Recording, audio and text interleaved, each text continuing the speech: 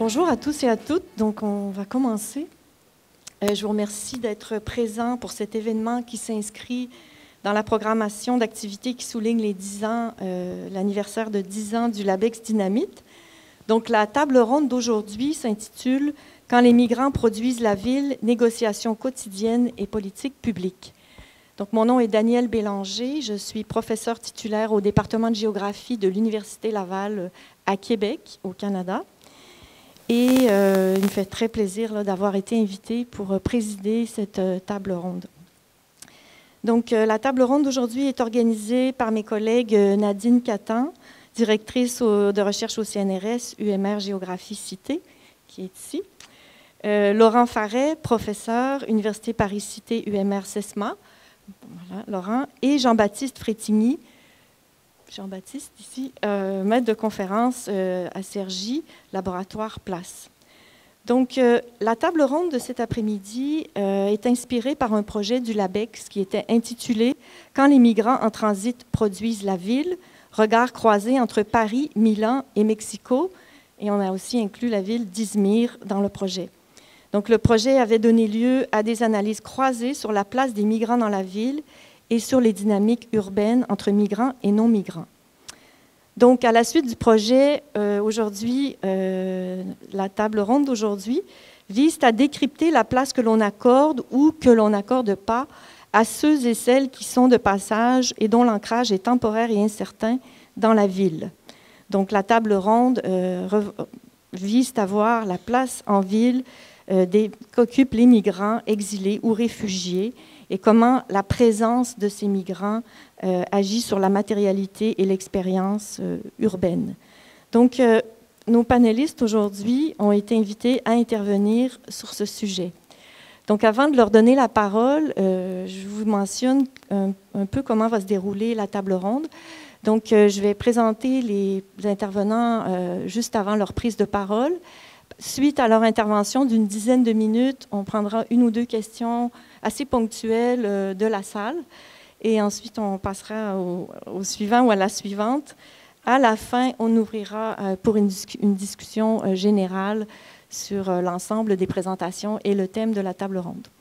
Donc voilà, je vous signale aussi qu'on doit impérativement terminer à 18h30 parce qu'un autre événement suivra celui-ci. Et on remercie aussi Anne Ponce pour sa participation et l'aide à la logistique. Est-ce qu'elle est présente? Oui. Alors, merci beaucoup. Merci. Donc, sans plus tarder, je vais commencer par vous présenter notre premier présentateur. Donc, il s'agit de Thomas Lacroix, qui est directeur de recherche au CNRS, série Sciences Po. Thomas est chargé de recherche en géographie au CNRS. Il travaille sur les relations entre transnationalisme, intégration et développement, plus particulièrement sur le transnationalisme maghrébin. Ces thèmes de recherche incluent la relation entre migration et développement, les théories des migrations et du transnationalisme, la mémoire diasporique, le commerce ethnique, le transnationalisme associatif et familial. Et aujourd'hui, il nous entretiendra du rôle des villes. Et voilà, je suis celle de la parole.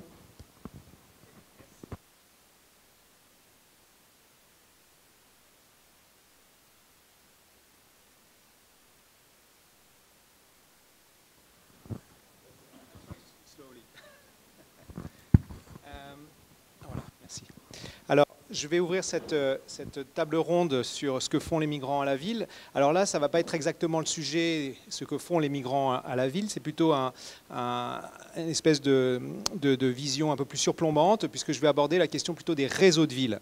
Les réseaux de villes, d'une façon générale, ce qu'on appelle la diplomatie urbaine, donc l'intervention des villes sur la scène nationale et internationale, se structure beaucoup depuis une dizaine d'années à partir de cette question des migrations. Et je voudrais aborder, dans le cadre de cette intervention, sur ce qui se passe plus spécifiquement en Europe, avec deux générations de réseaux de villes au cours de ces 20 dernières années qui sont apparus. Je n'en dis pas plus pour l'instant. Alors, voilà. Donc, comment ça se passe? Ces réseaux de villes, en fait, ont émergé en Europe dans le cadre d'une construction de l'espace politique européen depuis au moins le traité de Maastricht, hein, avec la volonté de la part des autorités européennes de créer un espace, de créer des canaux de discussion directe entre la Commission européenne et les municipalités, avec la création, par exemple, du Comité européen des municipalités et des régions, avec l'Assemblée des régions, mais aussi avec un réseau de villes qui s'appelle Eurocité. Et ces instances, dès les années 90, avaient cette particularité de cibler la question des migrations comme l'un des domaines privilégiés d'intervention des villes dans cet espace européen. Alors les choses se sont accélérées à partir des années 2000, lorsque l'intégration et les migrations d'une façon générale sont devenues compétences européennes, hein, suite au traité d'Amsterdam. Et ensuite, vous avez toute une série de documents qui ont défini la stratégie européenne en la matière, notamment la stratégie de Lisbonne. Et sur la question des migrations, vous avez toujours eu une relative réticence des États à vouloir abandonner leurs prérogatives, en particulier en matière d'intégration des migrants, parce qu'ils voulaient préserver leur modèle spécifique sur ces questions-là. Et de ce fait, la Commission européenne a toujours essayé de développer des canaux de discussion privilégiés avec les municipalités pour essayer de contourner ces réticences-là et pour pouvoir mettre en œuvre un agenda plutôt sur les questions de ce qu'on appelait à l'époque diversité, ce qu'on appelle toujours d'ailleurs les questions de diversité, hein, diversity policies. Voilà. Et donc, pour mettre en place cette stratégie, a été adopté le programme Urban, donc entre 2000 et 2006, qui avait cette spécificité de financer directement des programmes auprès des villes. Donc il y avait des canaux de financement directs entre la Commission et les municipalités. Ces canaux se sont arrêtés à partir de 2006, où on a mis en place un autre programme, parce qu'il y avait encore cette réticence des États de voir se constituer ces canaux et cet agenda. Et ça a été remplacé par le programme Urbact, qui est moins financé, mais qui met l'accent cette fois, sur la création de réseaux de villes. Hein. Et donc, à partir du programme Urbact, il y a eu une multiplication de la création de réseaux de villes en Europe sur les questions migratoires, avec le réseau CLIP, le Eurocities qui a créé son propre working group, Solidarity Cities, Mediterranean City to City on Migration. Voilà, il y en a vraiment pas mal.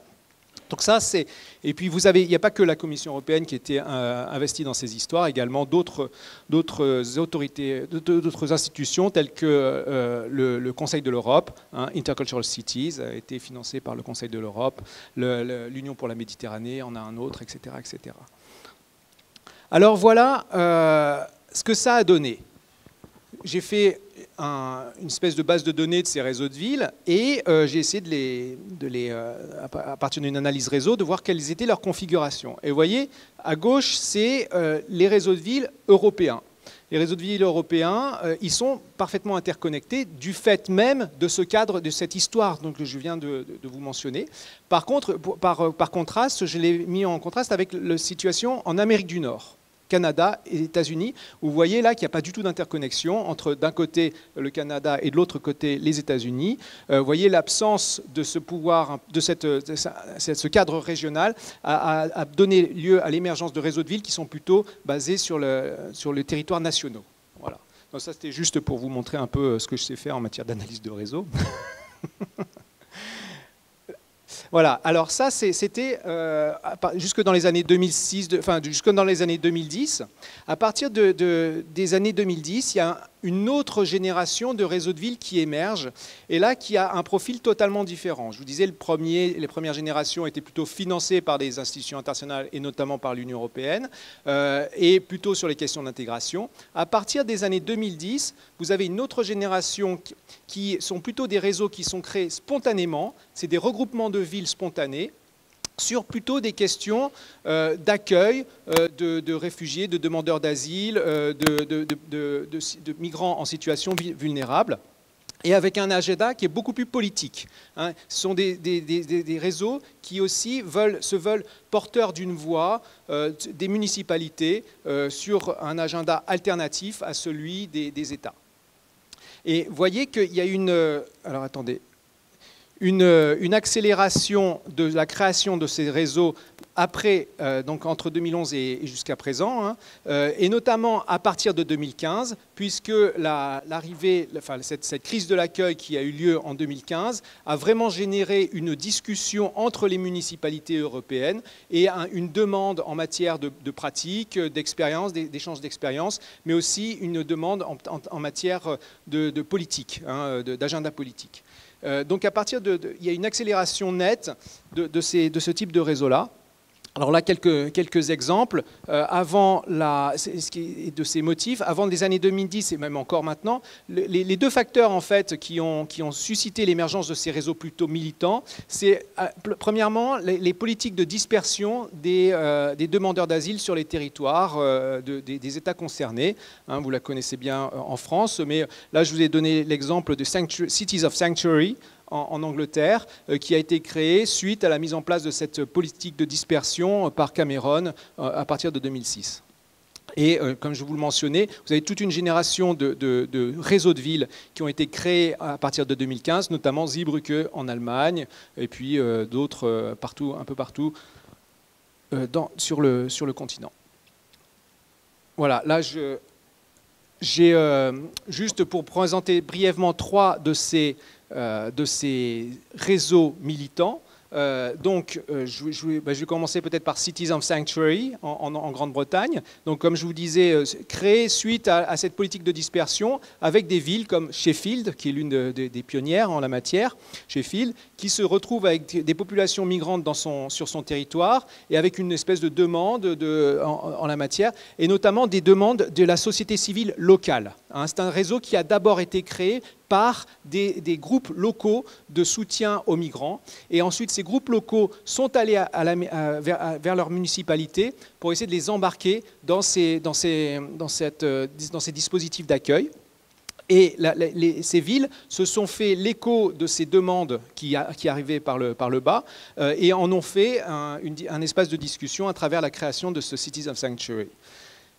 Le deuxième réseau qui est mon exemple ici, c'est celui de Landvita, qui a été créé en 2018. Donc c'est un réseau français, Association nationale des territoires et villes accueillantes, qui a été créé à partir de 2018, mais c'est un résultat direct de la crise de Calais à partir dans les années 2015-2016.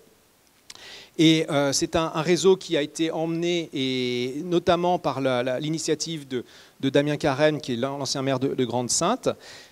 Et c'est un réseau qui a mis en place un agenda d'accueil inconditionnel en faveur des migrants et qui, aujourd'hui, à l'heure actuelle, il regroupe à peu près une centaine de membres en France. Hein, et notamment toutes les plus grandes villes depuis les dernières municipales comme Marseille, Lyon, Nantes, Strasbourg, etc. Le troisième exemple, à dessein, j'ai pris 3 exemples de réseaux extrêmement différents. Le troisième exemple est un exemple italien. C'est un réseau qui est beaucoup plus informel, qui est en fait une mobilisation des maires en 2015, lorsque le ministre de l'Intérieur, Matteo Salvini, avait voulu mettre en place une directive qui cassait complètement les responsabilités des villes en matière d'accueil des migrants. Et il y a eu une mobilisation des mairies, de plusieurs centaines de mairies en Italie, qui se sont élevées contre ce décret et qui ont déclaré ne pas le mettre en œuvre, ne pas vouloir le mettre en œuvre sur place. Hein, et ça a donné lieu à beaucoup de discussions et d'échanges. Vous avez des figures extrêmement connues dans ce mouvement, comme le maire de Palerme, Leoluca Orlando, merci. Sala à Milan, voilà, etc., etc. Voilà, je crois que j'atteins mes 10 minutes et je vous laisse. Merci.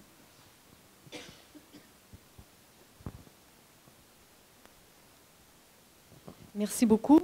Est-ce qu'on aurait 1 ou 2 questions dans la salle sur la présentation de Thomas Lacroix? Sinon, moi, je vais poser une question. Dans le résumé, Thomas, vous nous parliez aussi des stratégies un peu différentes en Europe du Nord et du Sud concernant la question du détournement versus la confrontation. Pourriez-vous élaborer un petit peu là-dessus? Ah oui, oui. Alors, ce qu'on observe, c'est que la Méditerranée est un théâtre de tensions tout à fait particulière hein, dans la mise en œuvre des politiques migratoires, avec cet espace méditerranéen, les ONG Search and Rescue.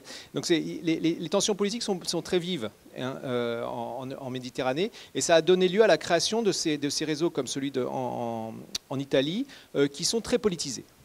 Alors qu'en Europe du Nord, c'est moins le cas et les municipalités cherchent moins la confrontation directe et ouverte avec les pouvoirs publics et dans ce cas-là, mettent en place plutôt des stratégies de contournement de la loi, mais plutôt en essayant de tirer la loi en faveur de leurs propres objectifs.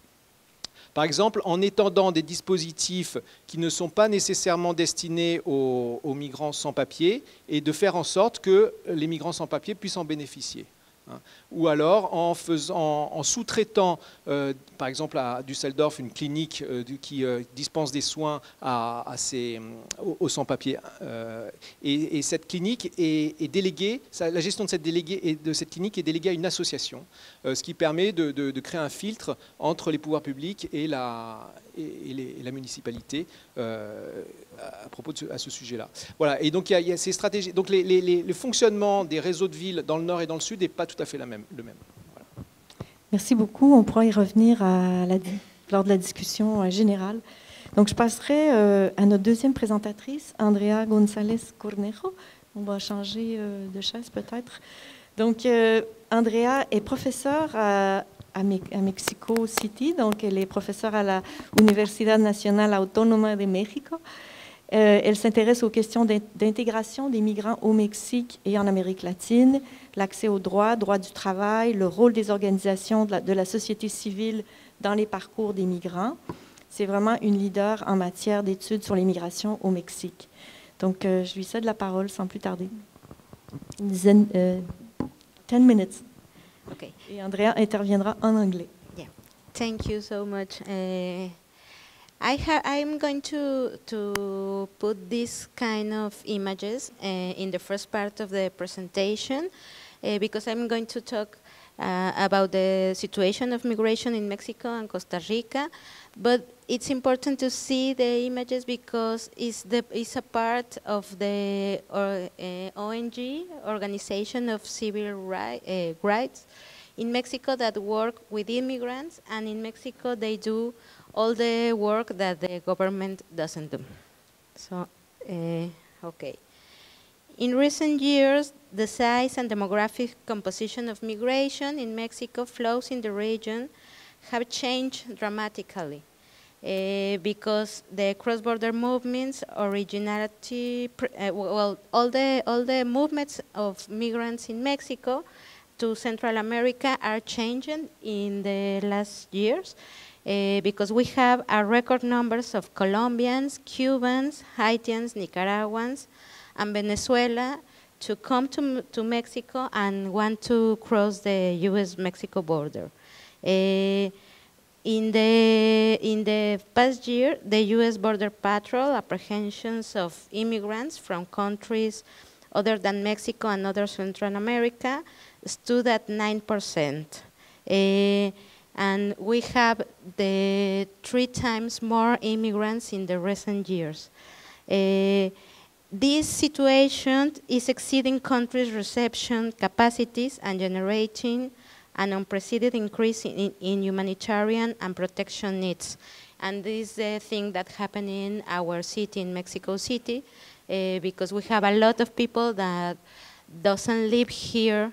And now we have a lot of immigrants, and we don't have all the policy that we need, the public policy that we need. According to Mexican government, 70,626 immigrants were detained between January and March in 2022, which shows an increase of 89.3% compared to the same period in 2021. There is also an increase of 71.9 in children and teenagers, and this is important because some of them migrate with their families, but another are traveling alone.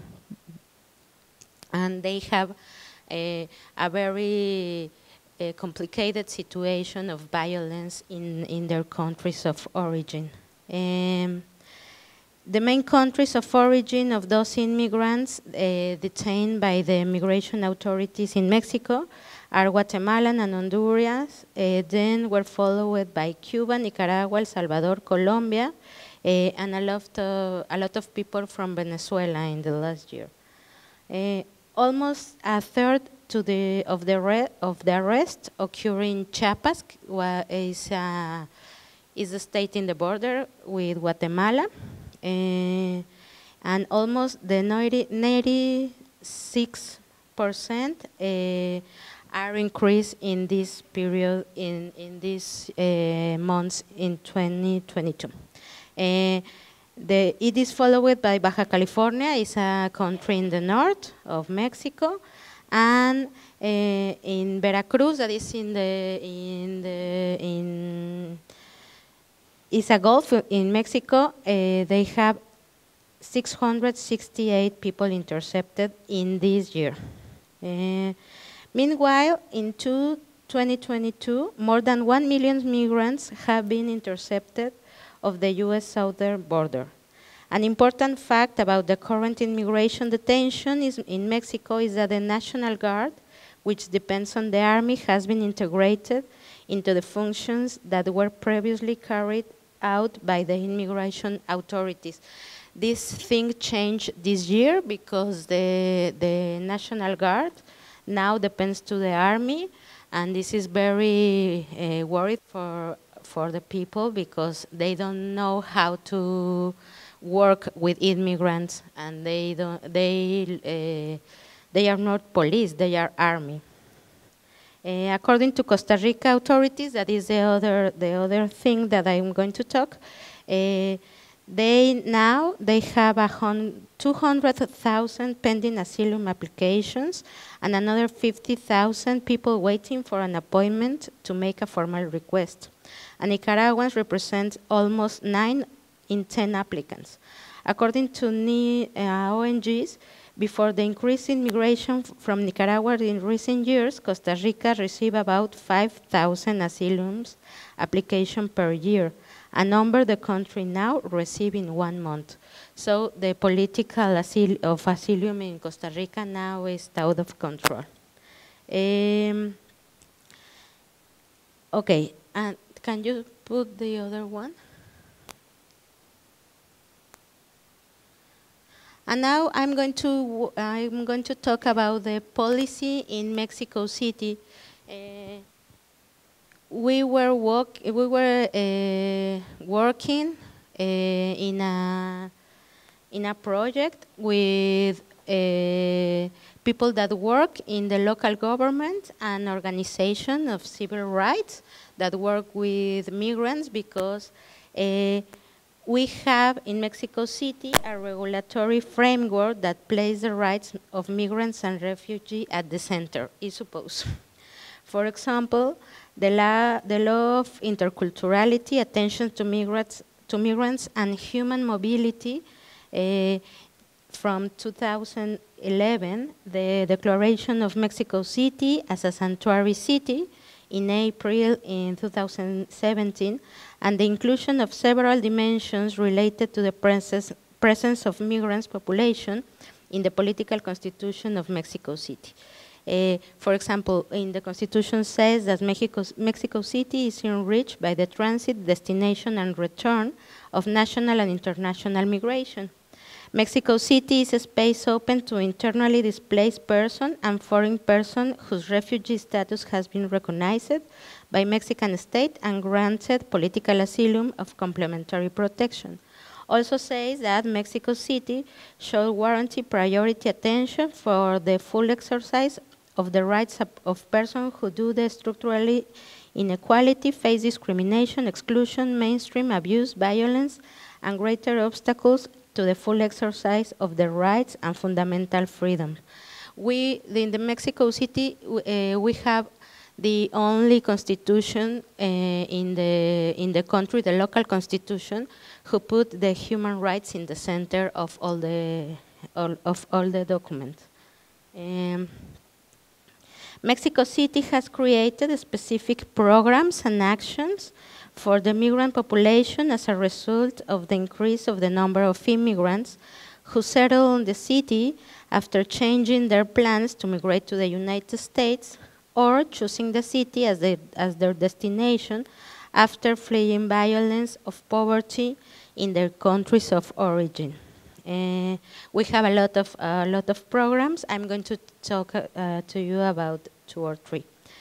In 2008, the program of attentions to migrants and their families was created under the responsibility of the Department of Rural Development and Equality for the Communities.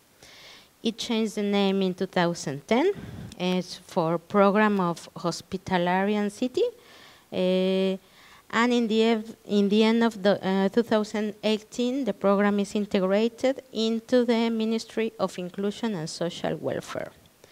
In addition, the Human Rights Program of the Mexico City creates permanent working tables on the rights of migrants and subjects of international protection that works with the human rights systems. Among the current challenge, we find that there is a complexity of migration in the country and the city. There are the results of our work with all the people that work in the local government and the organizations. We have to make our work in pandemia, so all our results are like in Zoom and things like that. There is also change in the political perspective towards this phenomena with the current government, which gives a lack of continuity to public action. In addition, interculturality and hospitality were a political banner of the previous local government, and this government no longer considers this issue an important priority to have the continuous state policy. There is also a change of look on the conjunctural aspects of the migration dynamics that makes the structural dimensions more invisible. There is also a paradox between creating a policy of universal attention to vulnerable groups versus the recognition of the specific needs of priority groups such as migrants and refugees. Okay. After working between an INMIMEX project and people from government and non-government organizations, we came to the conclusion that public policy needs to have an integral perspective and interinstitutional communications need to be strengthened. As part of the joint work, we came to the conclusion that the entire public policy cannot be left of INGs, since the protection of the rights of migrants is a responsibility of the states. It is also important to continue and give more weight to raising awareness of this normative framework. These normative have to be reflected in the spaces where public policy is defined. For example, the rules of operation. There is also a need to an external evaluation of the programs that allows thinking on terms in continuity. And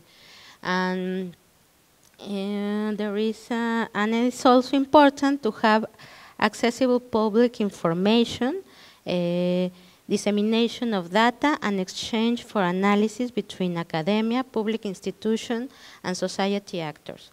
For this reason, the INMIMEX project created a series of audiovisual documents for the dissemination of the rights of migrants in Mexico, and we can give you the link because there is a lot of documents, podcasts, posters, and a lot of things that we we create with the people, and now this information is in the shelters and in the government offices.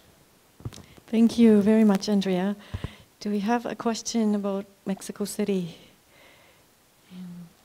Migration. I'll ask Andrea, how does the city cooperate with civil society organizations? How do they coordinate or not?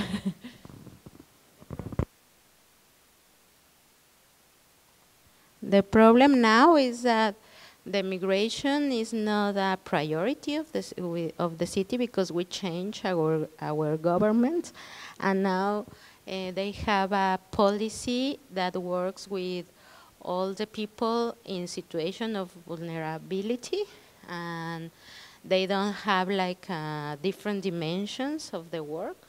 So they are invisibilizando. They are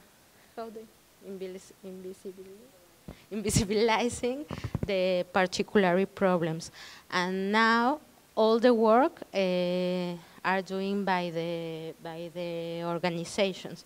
For example, today arrived 800 immigrants from Venezuela that want to cross the border to the United States, but for the policy in the United States that says that they have to wait in Mexico, they come back to Mexico City, and today they are in a shelter without any, there are no people of the government. There are only the shelter working with them.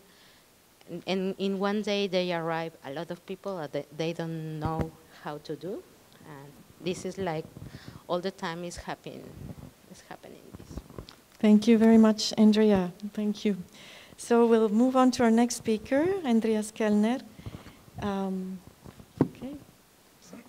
So Mr. Kellner is le coordonnateur du Sénat hambourgeois pour la préparation de l'IBA, dont il va nous entretenir dans quelques minutes. Donc, il a étudié l'architecture et l'urbanisme. Depuis 1987, il a occupé différentes fonctions au sein de l'administration de la ville libre et hanséatique d'Hambourg. En 2013, il a été nommé par le Sénat hambourgeois directeur du département pour le patrimoine au ministère de la Culture. Je vous ouvre la parole. Bon, merci de m'avoir invité et merci de cette introduction. Je vais vous présenter une pièce en 3 actes avec un petit prologue pour vous introduire à la scène de la pièce. C'est ce que vous voyez sur ce diapo. C'est la plus grande île fluviale en Europe qui comprend quelques 50 km², juste à côté du centre de la ville, qui est au nord de la branche nord de notre rive Elbe, qui est séparée par cette île en 2 branches. Et là, il y a un terrain, même si c'est central, qui était oublié pour très longtemps de la majorité des hambourgeois, qui n'y était jamais. Un terrain qui a une histoire sous-marine, ou plutôt amphibique, jusqu'au 19e, où on a endigué le terrain pour créer des sites portuaires et ensemble des logements ouvriers. Donc, un quartier jeune et dès le commencement plutôt faible en sens économique. Ça a continué dans le 20e, après la guerre, avec une crise navale qui a mis au chômage beaucoup des ouvriers traditionnels, puis encore une catastrophe, une inondation qui a coûté 300 morts. Donc l'image était damagée beaucoup et beaucoup des résidents ont quitté l'île parce qu'on ne voyait plus de futur. Qui est venu? C'est l'immigrant. C'était des immigrants ou des migrants qui sont venus à Hambourg plutôt pour rester. C'est donc pas tellement ceux qui sont de passage, mais qui sont venus, qui pouvaient même rester. Et partiellement, maintenant il y a la 2e génération déjà de ces familles. Mais le quartier fut stigmatisé donc encore davantage à cause de la faiblesse et de la situation économique précaire de beaucoup de familles. Il y a un pourcentage de quelques 35% de migrants, et ce qui est plus important, c'est qu'il y a plus que 50% parmi les jeunes qui appartiennent à des familles de migrants. Bon, ce prologue terminé, qu'est-ce qu'on a fait? Premier acte.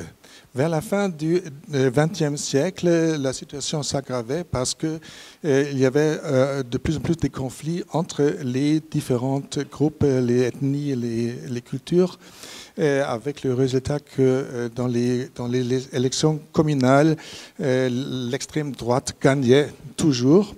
Alors il fallait faire quelque chose, trouver les résidents ainsi que la politique officielle.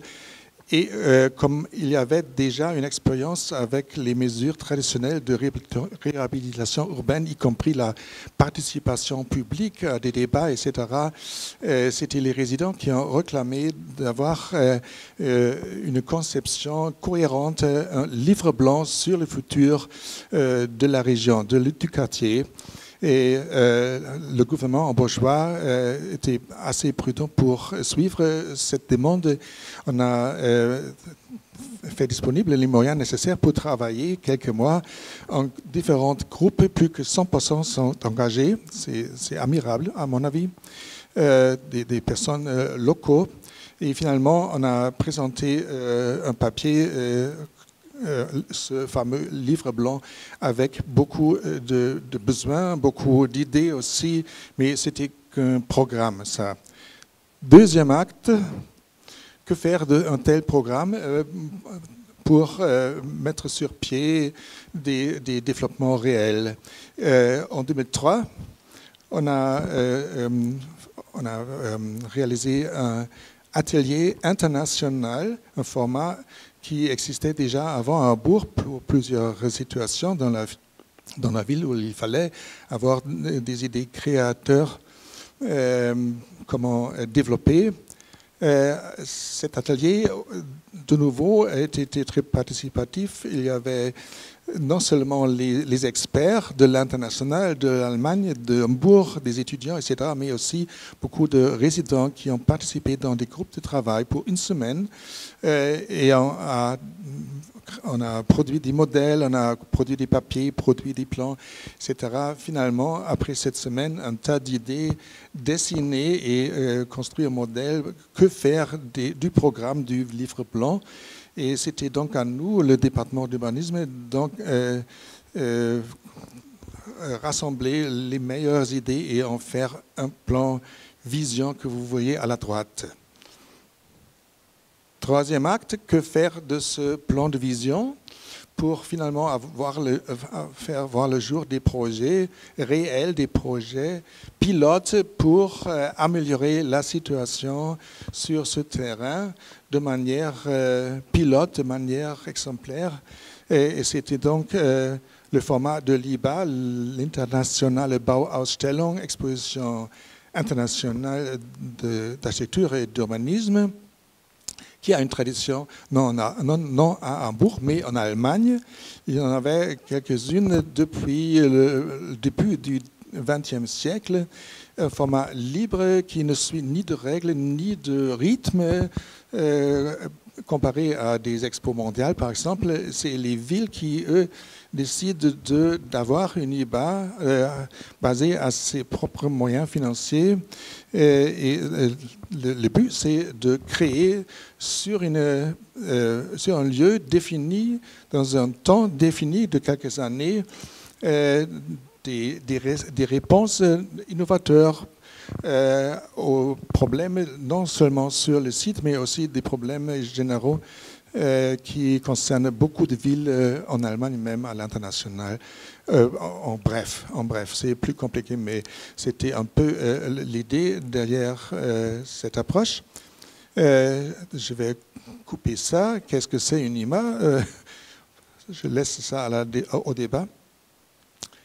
Les thématiques à Hambourg, c'était 3. Il y avait la ville cosmopolite, donc l'aspect qui est au centre de ma contribution aujourd'hui. Puis il y avait la thématique des métrozones, qu'on les nommait des zones difficiles dans la périphérie, mais avec un potentiel de développement quand même. Et puis déjà après des décennies, déjà le changement climatique, surtout sur cette île qui est toujours menacée de l'eau, un aspect très, très important. Alors, on a créé ensemble avec les résidents des différents projets qui s'occupent de différentes questions. Par exemple, comment réhabiliter des quartiers existants ensemble. Le problème de la participation ici, c'est que beaucoup, surtout de femmes, mais aussi les hommes, n'aiment pas venir à des événements le soir. Donc, on a créé une consultation ambulante par des locateurs natifs qui parlent les langues des résidents. On les a demandé quels sont les besoins, comment est-ce qu'on veut avoir réhabilité le quartier finalement. C'était vraiment un succès parce que les logements étaient mieux adaptés aux besoins des familles de différentes cultures, et aussi l'espace public a été transformé selon ces vœux donnés dans la consultation ambulante. Un aspect clé, c'est la formation. Donc, un projet, c'était de créer un centre de formation non seulement scolaire, mais aussi de formation en langue allemande pour les différentes personnes qui ne sont pas tellement compétents en langue. Aussi, un endroit pour des événements le soir où les parents des élèves font la connaissance de l'école de leurs jeunes et comprennent peut-être mieux l'importance de la formation, tout cela dans ce centre aussi, je pense, une bonne idée. Habiter ensemble, les différentes cultures doivent aussi se comporter à l'âge avancé. Donc, ici, un exemple de logement pour des âgés de différentes cultures. La création de boulot. Voici la maison d'artistes, un exemple de comment on peut joindre les artistes, si vous voulez, les dessineurs et les artisans. Au niveau textile, les femmes qui savent coudre ont réalisé les dessins de jeunes artistes, des étudiants, et puis on a créé une marque qui a été très demandée après. Et j'ai déjà mentionné l'importance de l'espace public. Jardinier, c'est une activité qui fonctionne sans langue, qui peut réunir les gens dans un champ d'activité qui satisfait, qui fait s'entendre, etc. Et aussi, un nouveau parc qu'on a créé sur l'île offre beaucoup d'activités de loisirs selon les différentes demandes. Voilà quelques exemples de ce qu'on a fait jusqu'à 2013. En 2013, il y avait la présentation, ce qu'on a réalisé jusqu'à ce moment-là. Il y avait plein d'idées, pas encore réalisées, et on continue de travailler sur ces idées jusqu'à nos jours. Merci. Merci beaucoup. Je prendrai une question pour M. Kellner. Oui, Laurent.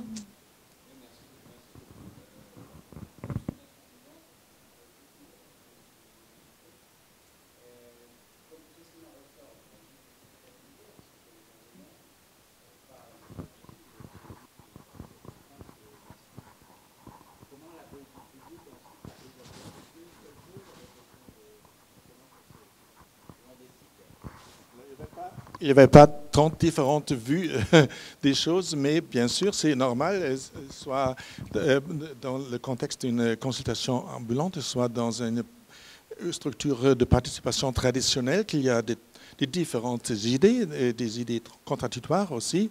Et c'est un peu la compétence, l'art des animateurs de finalement trouver une majorité pour des idées faisables. Il faut être clair sur le cadre de consultation, il faut être clair sur qui décide à la fin, il faut commencer ces consultations, la participation, tout ça, le plus tôt possible. Et enfin, c'est pas très différent des méthodes de participation traditionnelles qu'on connaît avec les réunions le soir. Mais vous avez raison, c'est difficile de trouver finalement quelque chose qui est capable à trouver un consensus. Merci beaucoup. On reprendra la discussion. Il y a encore plusieurs choses à soulever. Donc, je vais passer la parole à Diego Coleto. On poursuit. Le temps passe. Donc, Diego est professeur à l'Université de Milan Bicocca. Il est sociologue du travail, sociologue de l'urbain. C'est à travers ce prisme qu'il s'intéresse aux vendeurs de rue, notamment, et au secteur informel, à Milan et ailleurs dans le monde. Donc aujourd'hui, il nous parlera de son travail sur les vendeurs de rue au Pérou en contexte de pandémie COVID-19. Yes, thank you. Thank you for the invitation. Thank you, Daniela. I give some changes in my presentation. I try to put together the study on street vendors in Peru, in Lima, with a more recent study about waste pickers and in Porto Alegre. And just a few words about informal economy. We know that informal workers are a big quota of global workforce, and informal workers provide very important services in urban context. It's also true that they have often low salary and bad working condition. Finally, the status of informal is often intersect with other categories like migrant, woman, young, old, and this intersection produce a very complex set of vulnerabilities. What about informal economy and COVID-19? There are many studies that highlighted that the COVID crisis produced a very negative impact on informal workers. But at the same time, the pandemic increased the visibility of some informal workers. Sorry, I don't. Sorry. On informal workers, recognizing some categories of them as essential workers, able to provide important services in urban context. This recognition of this worker highlights the existence of different degree of visibility within informal employment, but also within these new categories, essential or not essential informal workers, there are some important differences in terms of working practices, but also in terms of construction of collective identities. And I try to show some of these differences in the two case studies. The two case studies are the case study about street vendors in Lima, Peru, that is a study that we have developed more within the PAMIMEX project, and the case study about the waste picker, that is a more recent case study that I'm developing with a Brazilian colleague. What about work practices of street vendors? The field work highlight or show that in the La Parada area, that is the most important informal market in Lima, the lack of state during the pandemic was very evident. And in this context, the street vendor with their irregularities were represented as the main source of COVID contagion. In this scenario, they reacted in different ways. For instance, some association of street vendors provide to their members masks, visors, and gloves. They organize a cleaning campaign to disinfect the area, or some older street vendors try to work 1 or 2 days a week at home. At the same time, there were also a quota of street vendors that continued working in this area without any precaution. Very different scenario occurred in another area of Lima, Santa Anita Market, where the local administration developed a relocation project some years ago. In this area, former street vendors adapted their stalls to the new sanitary requirements. They committed social distance. They wore a mask and gloves. At the same time, the access to this market was denied to many informal casual street vendors. Many of them were migrants from Venezuela. What about the working practices of waste pickers? We saw that waste pickers who work in association or cooperatives in Porto Alegre adapted their workplace to the new situation, increasing social distance. They wore masks and gloves, and they refused collecting activities that they usually did in the street using chart.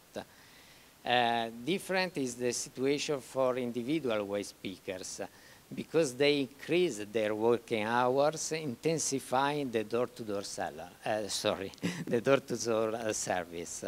They did not use masks and gloves, and the competition among them increased due to the growing number of casual waste pickers.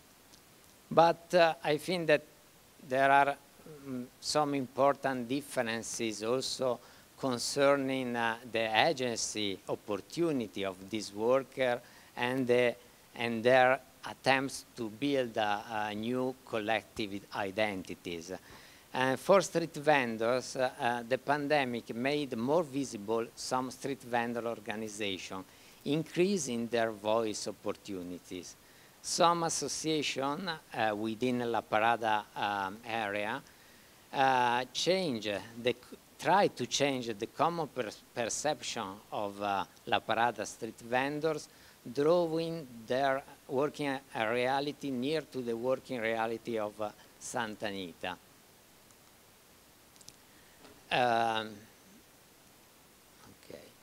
And some associations within the same area claim new relocation projects in order to improve their working condition and their safety. This new claim seems to exclude the more precarious street vendors who are not members of any associations and who has recently started this work, for instance, new migrants. Different are the changes in the realities of waste pickers, and during the pandemic, in this case, many waste picker organizations were forced to reduce social and cultural activities they develop in local communities where they work, and these activities were very important in the process to build new identities as active civic actors in this context. they refocused their action in their core business, the management of waste, asking to the local administration the recognition of their role as public services providers.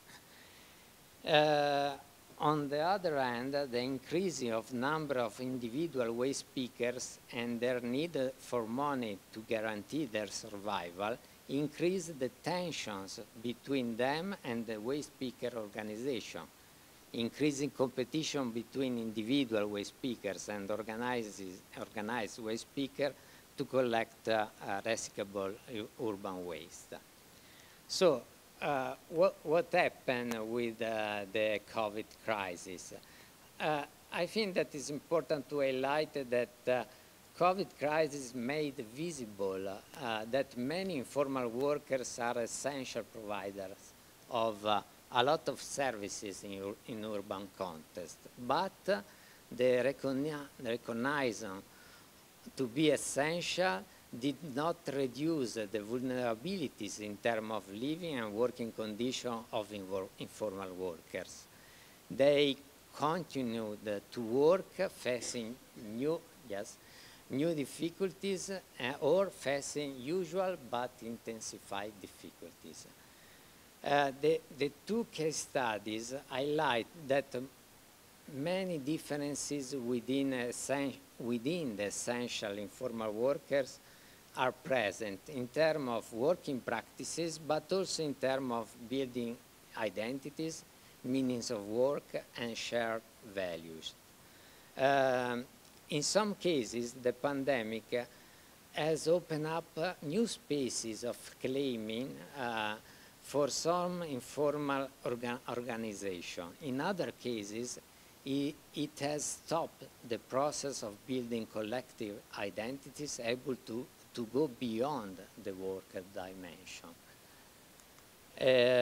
In general, the COVID crisis seemed to foster segmentation among informal workers, increasing the marginality of the most vulnerable.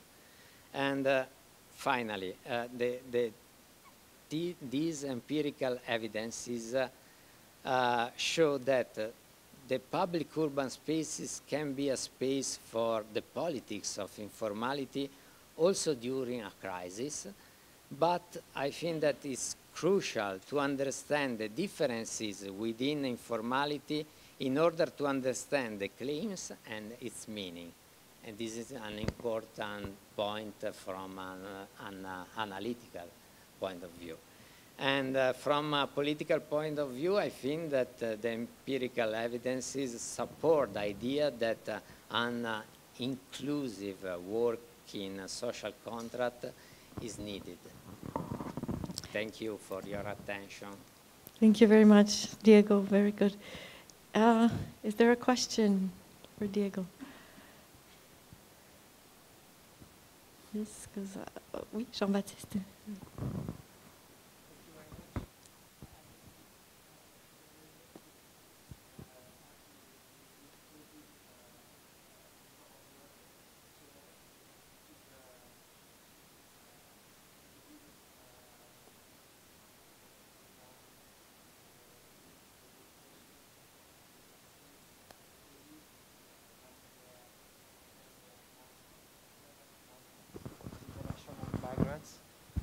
Thank you. And some of them were from, well, I mean, not migrants. Yeah, okay. Thank you. Thank you. Thank you for the question. Yes, yes, the informal economy topic intersect yes, a lot of migrant issues. There are also in this case many differences because in the two case studies that I tried to put together in this presentation, we have an important presence of migrants, but they are more internal migrants, and so is very different, for instance, in the case of street vendor when you deal with these example of informality within European cities. In this case, you deal with migrant workers that come from countries outside the country of the city that you are studying. So in our cases, the migrant category is important in order to understand, for instance, some claims of some association, and also in order to understand their degree of vulnerabilities. For instance, in the case of Lima, one of the most vulnerable group of street vendors was Venezuelan migrants that were excluded by the restrictive measure approved by the local administration. Thank you very much. So we'll move on. We have 2 speakers left. On a 2 présentations. Donc la prochaine est à distance. Bénédicte Michalon, qui malheureusement n'a pas pu se rendre à Paris aujourd'hui en raison d'un train annulé. Donc, je la présente brièvement pendant qu'on installe son image. Donc, elle est directrice de recherche au CNRS, UMR Passage. Ses travaux sont principalement situés à l'interface entre études sur l'immigration et études sur l'enfermement. Ces travaux portent sur les expériences des migrants, notamment des dispositifs de contrôle des migrations. Bonjour Bénédicte. Bonjour, bonsoir à tous, et je suis vraiment navrée de ne pas être avec vous ce soir, mais j'ai été rattrapée par la grève de train qui commence ce soir en fait. Voilà, donc j'espère que vous m'entendez bien. Alors, je vois personne faire de signe que non, donc je vais commencer ma présentation. Moi, je vais être la plus franco-française de la table ronde, puisque je vais vous parler d'une recherche que j'ai menée sur l'hébergement des exilés dans les territoires ruraux du sud-ouest de la France, qui est une recherche que j'ai menée dans un cadre collectif, le programme Camigri, qui portait sur les contributions des campagnes françaises, des migrations aux transformations des campagnes françaises. Alors, je ne sais pas si vous m'entendez, moi j'entends un gros bruit de fond.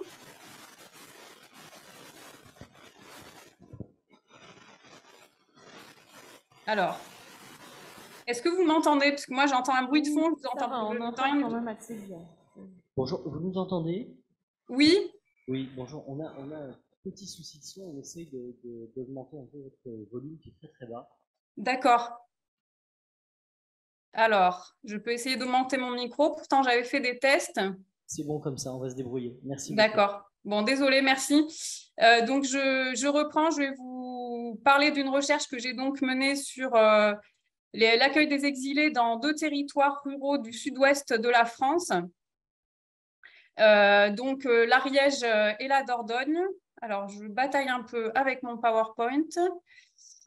Voilà, et donc c'est une enquête que j'ai menée dans ces 2 départements qui sont à la fois des départements ruraux et des départements qui ont connu un déploiement très net des dispositifs d'accueil des exilés depuis 2014 et 2015. Et donc, moi, je me suis intéressée aux effets de la présence des exilés sur l'organisation de ces territoires ruraux. Ce que je voudrais montrer aujourd'hui rapidement, c'est comment cette présence des exilés, elle génère des liens territoriaux particuliers entre les territoires ruraux et les villes de ces départements, qui sont des villes petites et moyennes.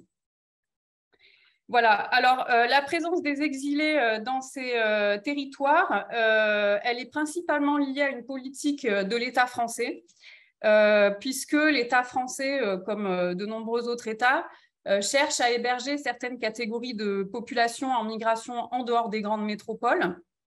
Et donc, c'est une politique qui va toucher les mineurs isolés étrangers, par exemple, mais qui touche aussi les exilés, et ce, quel que soit leur statut administratif. Et donc, c'est à partir de cette politique que se pose la question, que s'interroge la présence des exilés dans les territoires ruraux. Et cette politique de dispersion, elle n'est pas du tout récente, contrairement à ce qu'on pense souvent. En fait, c'est une politique qui remonte aux années 1970, mais qui a été beaucoup réactivée et médiatisée depuis 2014-2015. Cette politique, elle est matérialisée de différentes manières, et notamment par ce qu'on appelle le dispositif national d'accueil, le DNA, qui en fait est un ensemble de structures d'hébergement et de logements qui sont disséminées sur le territoire métropolitain à destination des exilés. Alors, qu'est-ce que l'État français cherche à faire à travers ce dispositif? Il cherche d'une part à remédier à la concentration des exilés dans les principales métropoles françaises, mais il cherche aussi à mettre à contribution tous les territoires dans un objectif de péréquation territoriale, avec l'idée que tous les territoires doivent participer.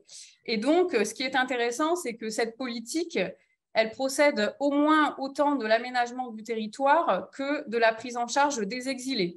Ce n'est pas seulement une politique migratoire. Et dans ce cadre, paraît de tout un tas d'atouts qui seraient particulièrement favorables à l'accueil des exilés, notamment le fait qu'il y aurait des logements qui seraient disponibles ou des bâtiments qui pourraient être aisément utilisés pour loger des exilés, le fait qu'il y aurait aussi une présence plus faible d'étrangers et puis des capacités intégratrices supposées avec la présence de bénévoles.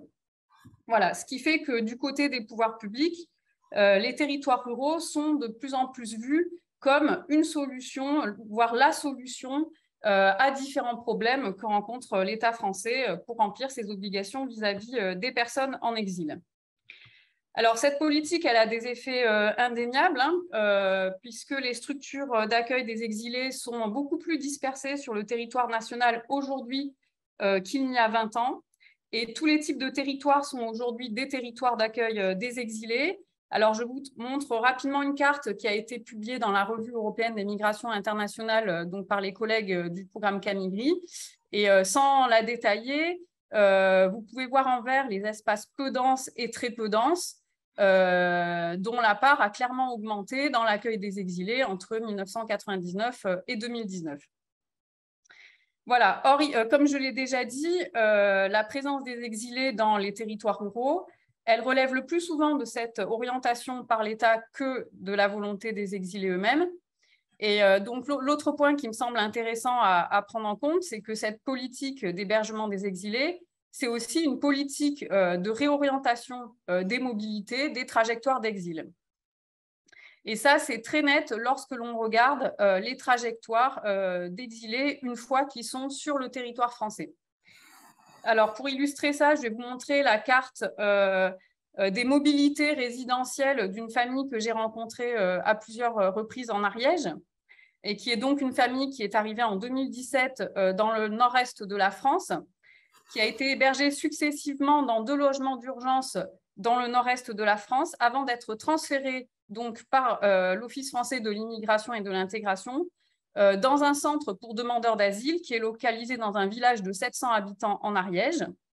Ils ont été déboutés de leur demande d'asile.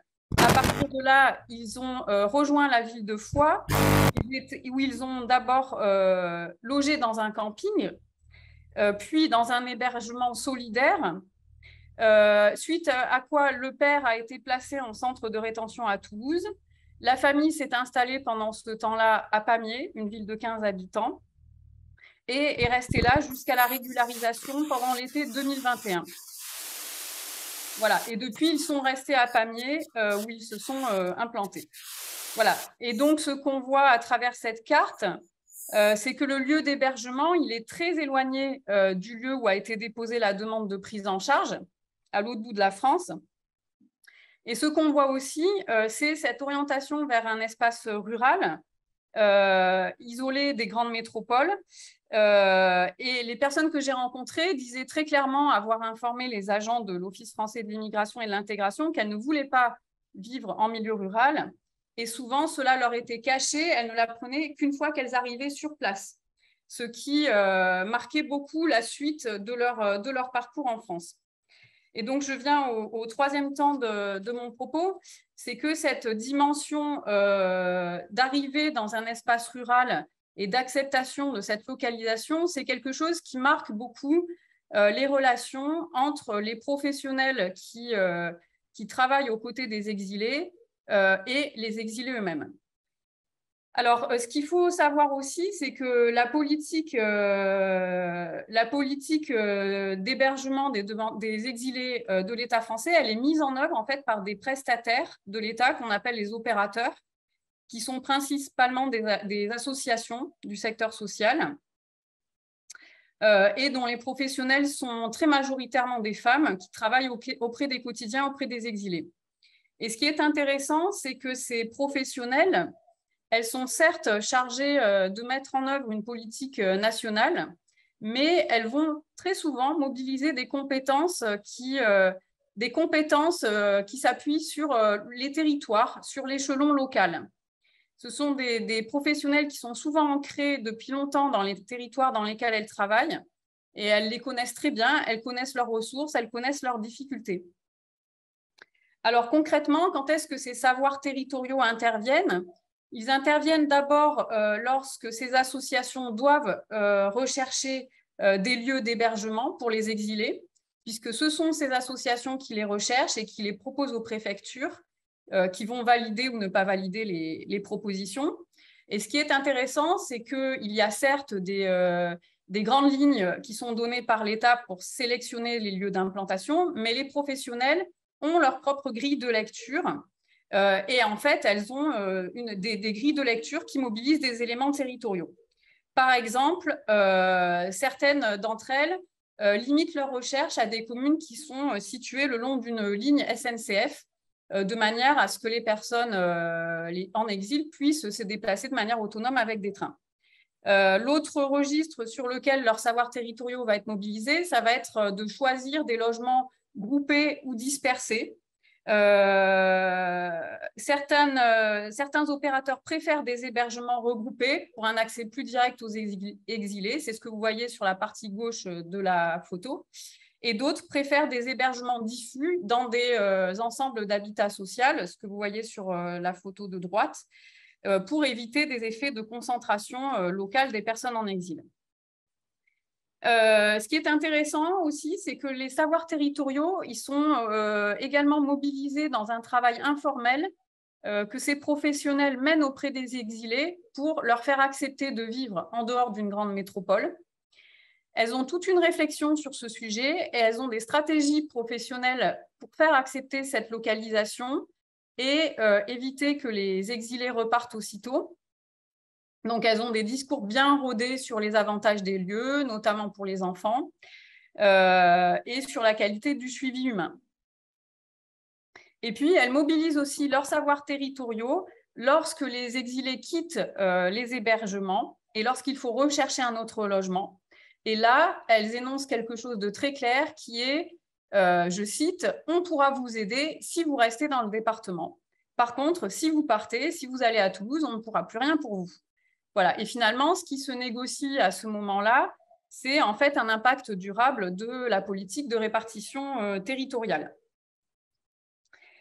Ce qui m'amène à mon dernier point, c'est que l'ensemble de ces procédures, de ces étapes, ça a des effets sur les trajectoires des exilés à moyen terme, puisque à l'issue de la procédure d'asile, à la sortie des hébergements proposés par l'État, les trajectoires résidentielles des personnes que j'ai rencontrées s'inscrivent le plus souvent dans le département d'accueil, et ce, quelle que soit la situation administrative. En fait, la majeure partie des personnes que j'ai rencontrées et suivies depuis 2019 sont restées en Ariège, même si elles disaient au début ne pas avoir voulu y venir. L'autre chose qui est intéressante, c'est que très souvent, leur territoire converge vers les villes du département. Et je remets ici la trajectoire que je vous ai montrée tout à l'heure. C'est-à-dire qu'on voit un effet de polarisation sur les villes, donc qui sont des villes petites et moyennes. Et ça va s'expliquer d'abord par cette décision de rester dans le département. Ça va se décider ensuite par des critères assez évidents, comme les possibilités d'emploi et de formation, ou la localisation des acteurs humanitaires. au final, peu des personnes restent dans des villages. Et lorsqu'elles restent dans des villages, ce sont souvent des personnes déboutées de l'asile qui sont hébergées par des militants qui les installent dans des espaces isolés parce qu'ils sont perçus comme plus protecteurs par rapport à la préfecture. Voilà, et donc on voit à cette étape des trajectoires qu'il y a un recentrage sur les villes petites et moyennes des départements ruraux. Voilà, donc je vais conclure là-dessus pour dire qu'il y a eu deux déplacements de mes intentions initiales de recherche qui me semblent intéressantes pour comprendre cette présence des exilés dans les campagnes et dans les villes petites et moyennes. La première, c'est que je suis rentrée dans la recherche par les centres d'hébergement, donc par des lieux d'ancrage, des lieux de stabilisation temporaire des trajectoires. Et en fait, les données empiriques que j'ai recueillies, elles mettent beaucoup en lumière le rôle de la mobilité dans cette prise en charge, avec ici des mobilités à l'écran, des mobilités qui sont impulsées par les autorités françaises, mais il y en a d'autres, notamment des mobilités quotidiennes que je n'ai pas abordées aujourd'hui. Et ces mobilités, elles sont fondamentales pour comprendre les dynamiques en cours, parce que pour les opérateurs, elles génèrent un investissement très important en énergie, en temps et en coût. Et pour les personnes en exil, elles peuvent conditionner le choix de partir ou de rester. C'est-à-dire que les personnes qui n'ont aucun moyen de se déplacer au quotidien ne resteront pas quelque part. Et donc, c'est vraiment un facteur indispensable pour comprendre les dynamiques. Et donc, les lieux d'ancrage, en fait, ce sont aussi des lieux de mise en mobilité. L'autre chose que je voulais souligner en conclusion, c'est que le point de départ de ma recherche, c'était des territoires ruraux. Et je conclus sur le rôle des villes petites et moyennes de ces territoires ruraux, parce que finalement, la géographie qui ressort, c'est une géographie des villes petites et moyennes plus qu'une géographie des villages. Et c'est une conclusion en fait qui amène à prendre en considération la diversité des territoires ruraux, qui est une dimension des territoires que les sociologues du rural et les géographes du rural soulignent de plus en plus, avec une diversité démographique, sociologique, politique, mais aussi économique, et qui explique que la politique d'asile, c'est certes une politique nationale, mais c'est aussi une politique territorialisée, dans le sens où les caractéristiques des territoires influencent sa mise en œuvre. Voilà, je m'arrête là et je vous remercie pour votre attention en espérant que vous m'avez entendu. Merci beaucoup. Merci beaucoup, Bénédicte. On vous a très bien entendu. Est-ce qu'il y avait une question de la salle pour Bénédicte? Oui.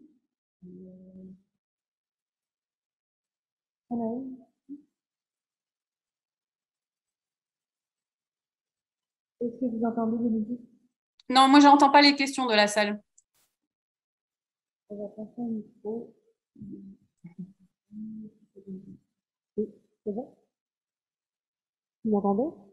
Oui. D'accord. Merci pour votre présentation. Je me demandais une question par rapport aux mineurs non accompagnés. Est-ce qu'il arrive aussi qu'ils sont envoyés dans des territoires ruraux isolés, ou est-ce que quelqu'un essaie de les maintenir plutôt dans des espaces où ils auront une intégration peut-être plus rapide, plus facile? Voilà, est-ce que c'est plutôt une politique qui concerne les familles déjà consolidées, on va dire, ou ça peut aussi concerner les mineurs?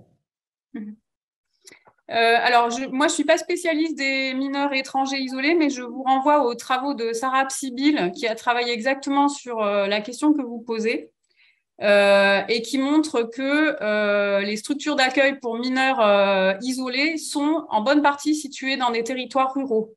Et il y a en Ariège un très gros centre qui est géré par l'Institut protestant de Saverdun, et qui n'est pas le seul en territoire rural. Mais donc, cette politique de localisation dans des territoires ruraux, elle s'applique bien aux mineurs également.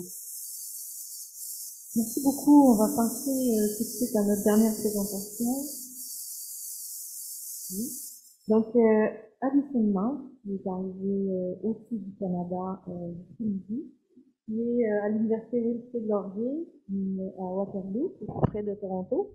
Elle est directrice d'un centre de recherche en migration. Elle travaille sur les tensions entre les déplacements, les décisions et les désirs qui sous-tendent les mouvements migratoires et les politiques qui régulent les migrations. Elle a récemment publié l'ouvrage The Death of Asylum, la mort de l'asile. Et je lui passe la parole sans plus tarder. À toi, Alison. Merci beaucoup, Danielle et Nadine, for organizing the session and including me in it. And thanks also to my hosts, Camille Schmoll and Labex and Mauricio, for making it possible for me to be here. I'm speaking to you about a project that draws on a long history in Canada, being a place where Americans flee in search of refuge. For example, fleeing slavery, fleeing mandatory service and war, fleeing forms of militarism and conflict in the United States. And this project answers or asks the research question, what kinds of refuge have US war resistors sought, forged, or been granted or denied access to in Canada? And to answer this question, I did oral histories and archival research about 2 recent generations of Americans who went to Canada in search of refuge, the first during the US-led war in Vietnam in the 1960s and 70s, when an estimated 50,000 to 100,000 people went to Canada. That's such a broad estimate because over 100,000 people went for some time, but approximately 50,000 people ultimately resettled and stayed in Canada.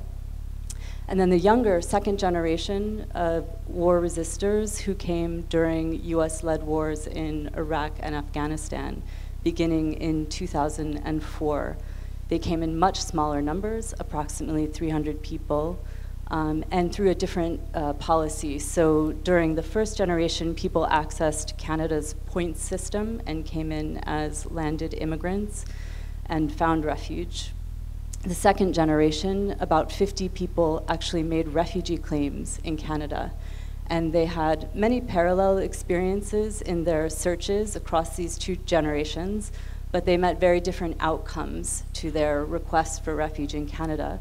So most of the younger generation did not find refuge in Canada. All of their claims were rejected, and several of them were deported back to the United States and handed over to the US government and spent time in US military prisons, and only approximately 15 of them stayed. So it's a story about change in the Canadian political landscape and immigration and refugee policies, and also geopolitics between Canada and the United States, because the younger generation arrived during the Stephen Harper administration, so much more conservative administration that was more aligned with US military goals.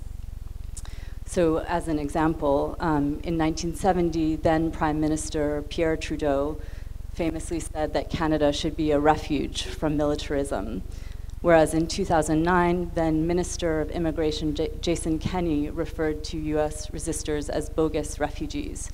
So this gives you a sense of the changing political discourse about US war resistors in Canada. And so the methods, as I mentioned, involved about 60 oral histories with people from these 2 cohorts, as well as activists who were part of the social movements that arose, beginning primarily in big Canadian cities, particularly Toronto, Montreal, and Vancouver.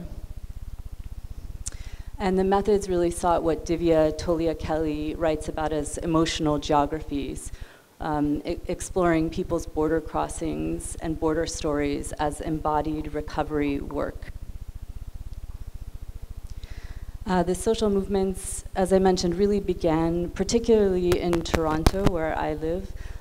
During the Vietnam War, the Toronto Anti-Draft Program was founded by US war resistors or draft evaders who were fleeing mandatory conscription in the United States, and started a large cross-border draft counseling movement. One of their key tools was a book that was published by the organization and eventually by an independent press in Toronto called The Manual for Draft Age Immigrants in Canada.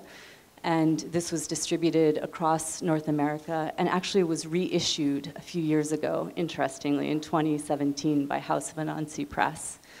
And the younger generation and the newer, the younger social movement that arose in 2004 to support Iraq and Iraq war resistors was founded also by Vietnam-era draft evaders and war resistors. In other words, some of the same people who led the original social movement led this new social movement.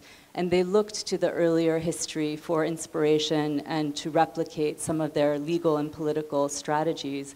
They read their archives, their histories, and as sociologist John Hagan, who wrote a history of that time, reminds us, it's important to pay attention to these seemingly small social movements and their ability to enact social change. And in fact, there were very broad coalitions in civil society that arose to support war resistors, comprised of peace activists, anti-war activists, faith-based groups, particularly churches with strong peace traditions like Quakers, also the labor movement.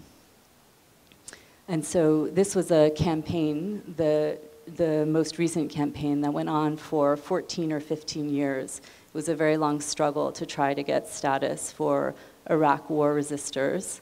And the analysis of the research is very intersectional, finding that there's no one reason why people resist war, but in fact, many different reasons that bring them to this moment in life of opposing ethically and politically particular wars into which they're either being drafted, in the case of people fleeing Vietnam, or military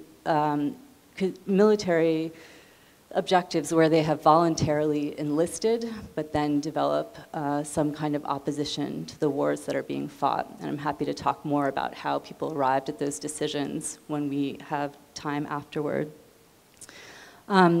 What is really important to note is that, to ask how is it that the social movements organized spaces of refuge for resistors? And the answer is in the city.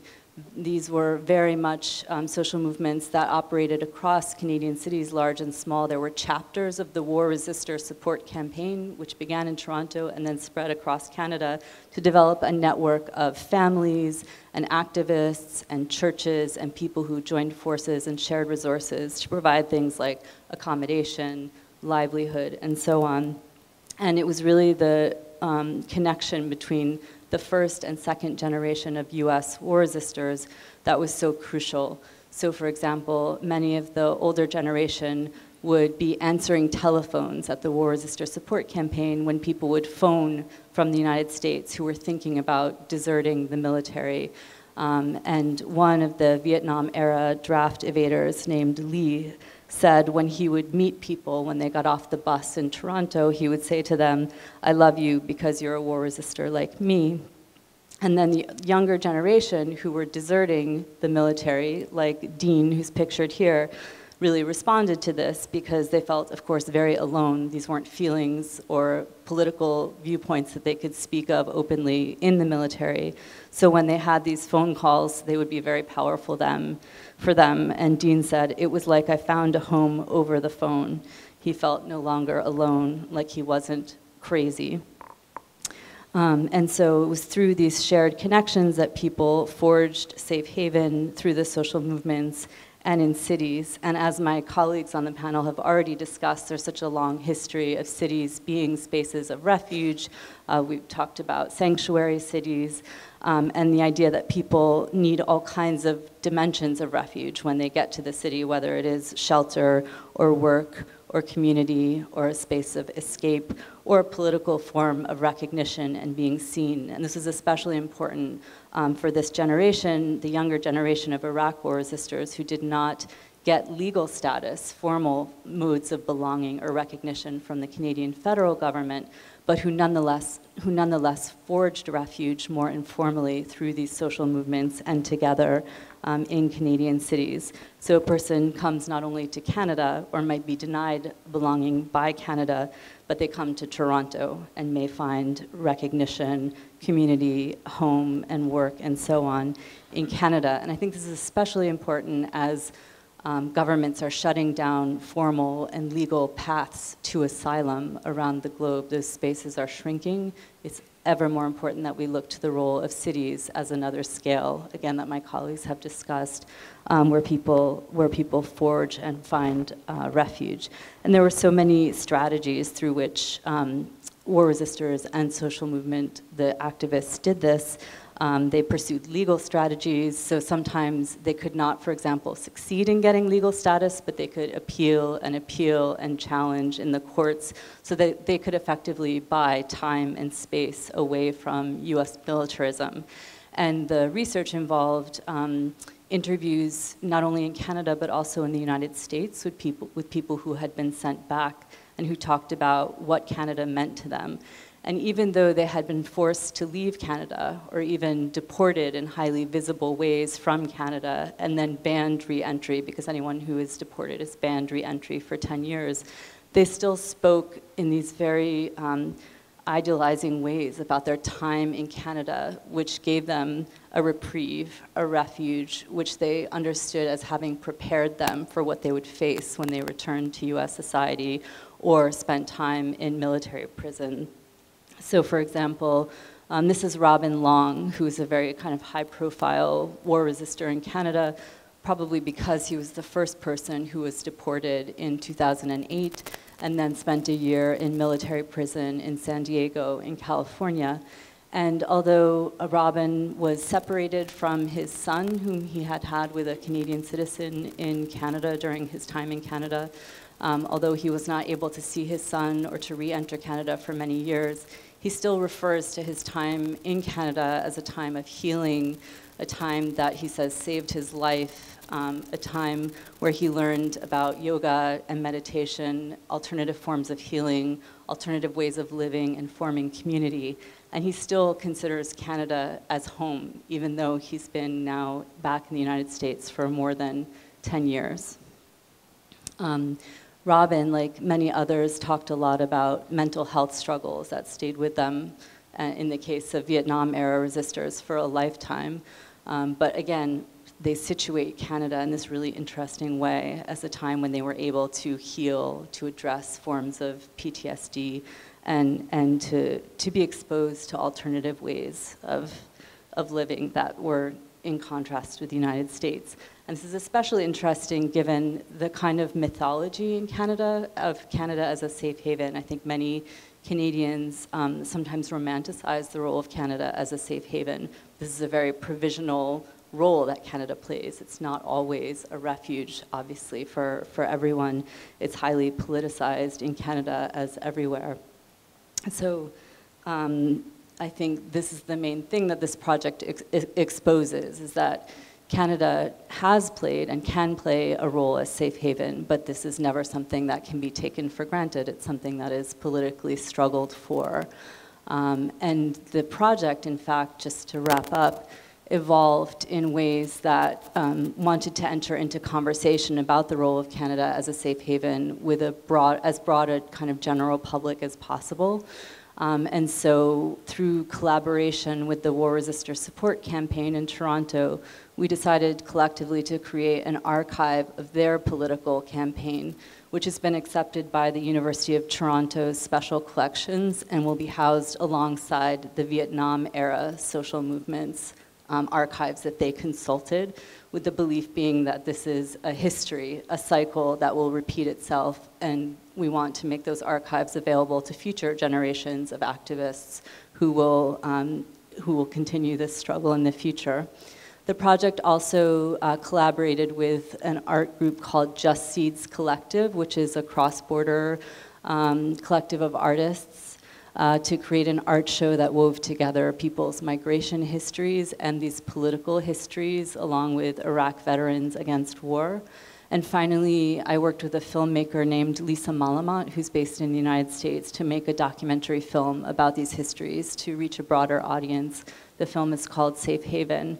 And our goal is to share this with as many people as we can so that these histories not be forgotten.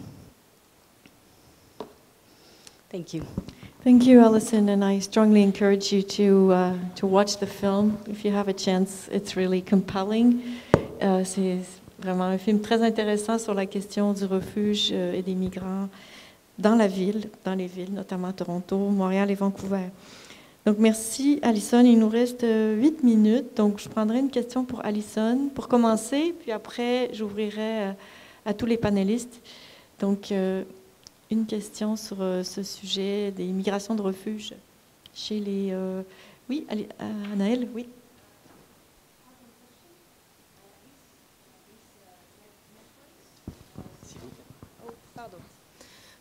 Are those networks supporting war resisters in Canada, facing also attempts of criminalization from the federal government?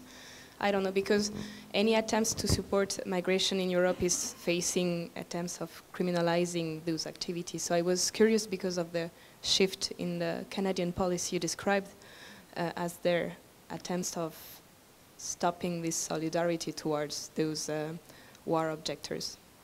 Thank you for the question. Not as explicitly, I think, in policy as is happening with the kinds of networks, certainly, and in North America for pro-immigrant groups, especially in the United States, that criminalization is so intense.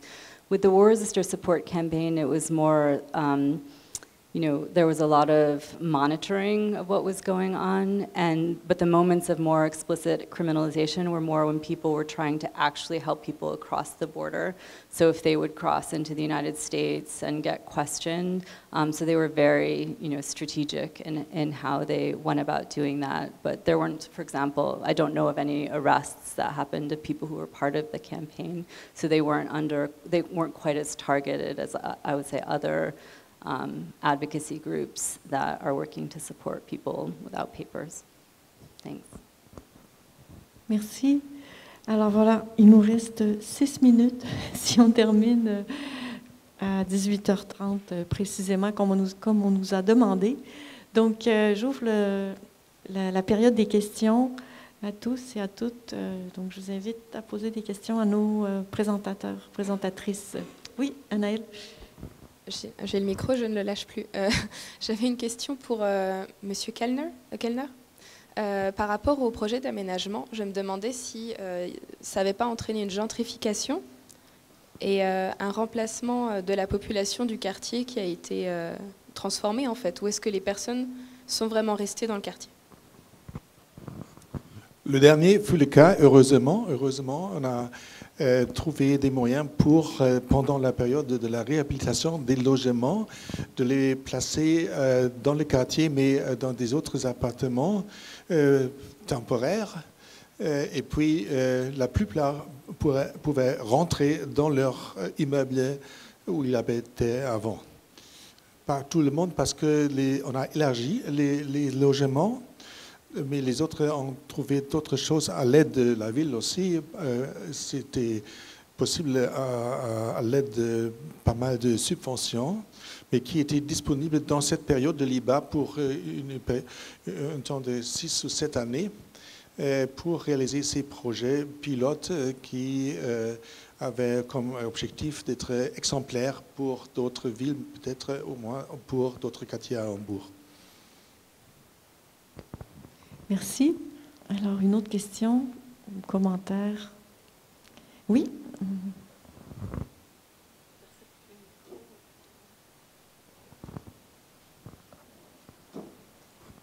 Veuillez m'excuser, je vais vraiment poser une question très, très générale. Et je suis en train d'observer aussi que l'immigration est un problème assez grave partout dans tous les pays. Et est-ce qu'au niveau des politiques, il y a quelque chose qui peut s'imaginer? Parce que rien qu'ici dans les territoires en France, il y a beaucoup de personnes immigrées. Et est-ce que j'ai la même impression que vous, c'est vraiment les débordements? Qu'est-ce qu'on peut faire? Merci. Est-ce que quelqu'un voudrait prendre la parole?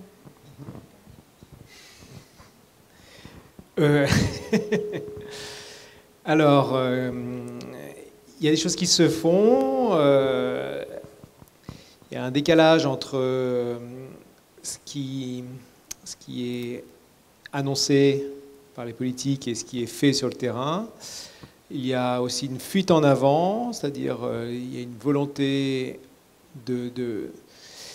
un des problèmes des politiques migratoires, c'est qu'elles doivent répondre aux effets inattendus des... Pardon, il faut que j'essaie de trouver mes mots parce que la question est effectivement très large. Non mais voilà, en gros, c'est très difficile de gérer les migrations parce qu'elles répondent à des dynamiques de guerre, qui sont extrêmement différentes. Hein. Les gens, de toute façon, auront... Je ne sais pas comment je vais répondre, en fait. Je suis désolé, mais... ouais, si vous avez des idées, aidez-moi. Hein. Et donc, voilà. Non, bon... Les mobilités dans le monde, c'est quelque chose qui a toujours existé, d'accord ? On ne va pas arrêter les gens, comme dirait Fatou Diom, on ne va pas arrêter la mer avec les bras, hein, d'accord ? Donc ça, c'est une première chose. Ensuite, la deuxième chose, c'est qu'il y a une volonté affichée par les politiques de contrôler, réguler, diminuer les migrations. Mais il y a un décalage, effectivement, entre ce qui est annoncé et les effets de cette politique. Et donc, pour essayer de répondre à cette volonté, il y a une fuite en avant dans davantage de contrôle, davantage de violence également sur certaines catégories de population. Et pour répondre à ça, vous avez aussi une mobilisation des associations, de la société civile, des personnes qui sont là pour essayer aussi de compenser les effets négatifs de ces politiques. Voilà. Je ne sais pas si c'est ce que vous attendez, mais... C'est bien. Bon. Au moins, je sais que quelque part, il y a cette volonté de part et d'autre à prévenir. Oui. Merci. Merci. On peut prendre encore une question ou deux? Oui.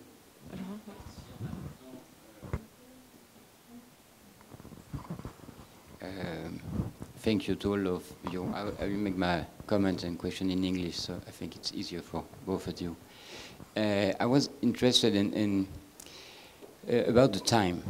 How can some public policies been adapted to change phenomena that are changing so quickly? I mean, any public policy needs time to be implemented, to have effects.